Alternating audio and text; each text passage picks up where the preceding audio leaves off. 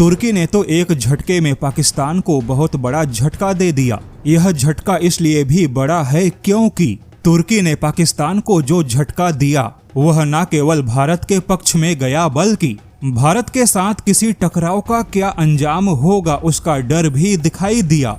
अब यहाँ पे सीधे स्पष्ट तौर पे कहे तो खुद तुर्की ने हवा में उड़ने वाले पाकिस्तान को एक झटके में जमीन पे लापटका।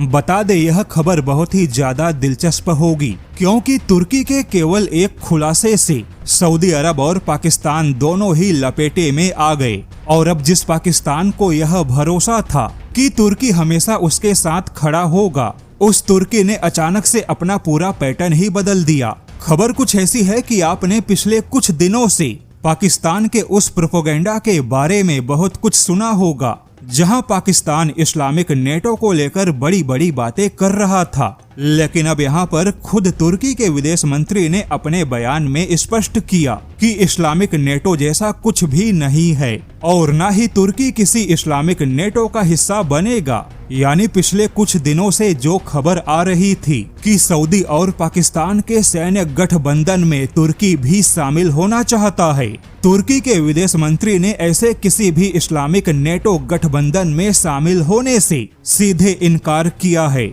यानी तुर्की यहाँ पर पाकिस्तान के साथ में किसी गठबंधन में शामिल होकर अपनी सेना नहीं भेजेगा, जबकि पाकिस्तान ने इस बात को बहुत ही ज्यादा बढ़ा चढ़ाकर प्रचारित किया कि तुर्की भी सैन्य गठबंधन का हिस्सा होगा और अगर फिर से भारत और पाकिस्तान के बीच युद्ध हुआ तो पाकिस्तान के पक्ष में तुर्की और सऊदी की सेना भी खड़ी होगी। लेकिन पाकिस्तान द्वारा ऐसी खबरों को बढ़ा चढ़ाकर बताना अब केवल पाकिस्तान की सबसे बड़ी मूर्खता साबित हुई। लेकिन अब खुद अरब देशों के कूटनीतिक चैनलों ने पाकिस्तान का मजाक बना दिया क्योंकि खुद सऊदी में मौजूद तुर्की के राजदूत प्रोफेसर डॉक्टर एमरुल्लाह इसलर ने कहा कि तुर्की हमेशा पाकिस्तान के साथ खड़ा है, लेकिन तुर्की यहाँ पर किसी सैन्य गठबंधन का हिस्सा नहीं होगा और किसी गठबंधन का हिस्सा होकर तुर्की अपनी सेना को किसी देश के खिलाफ युद्ध के लिए भेजे,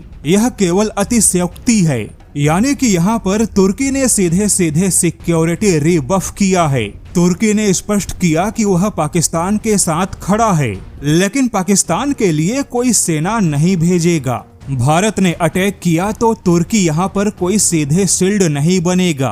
भले ही तुर्की और पाकिस्तान के बीच में रक्षा संबंध अच्छे हैं, पाकिस्तान के लिए तुर्की के हथियारों के दरवाजे खुले हैं, लेकिन पाकिस्तान को अपना युद्ध खुद करना होगा। तुर्की ने कहा कि पाकिस्तान को किसी बाहरी ताकत के भरोसे नहीं रहना चाहिए। पाकिस्तान को समर्थन मिलेगा, लेकिन कोई भी देश अपनी सेना नहीं देगा। अब यहाँ पर देखा जाए तो खुद पाकिस्तान किसी मूर्खों जैसे इस्लामिक नेटो को लेकर बड़ी बड़ी बातें कर रहा था। यहाँ तक कि खुद पाकिस्तान ने सऊदी के साथ में जो सैन्य गठबंधन किया उसे भी खुद पाकिस्तान ने बढ़ा चढ़ाकर बताया, जबकि सऊदी ने इस मुद्दे पर कभी कुछ नहीं कहा कि वह भारत के खिलाफ अपनी सेना भेजेगा। यहाँ पर बता दे कि तुर्की के विदेश मंत्री ने पाकिस्तान को बहुत ही अच्छे से संदेश दिया कि पाकिस्तान अपनी सुरक्षा को आउटसोर्स ना करे, क्योंकि किसी देश को सपोर्ट करना या हथियार देना अलग बात है,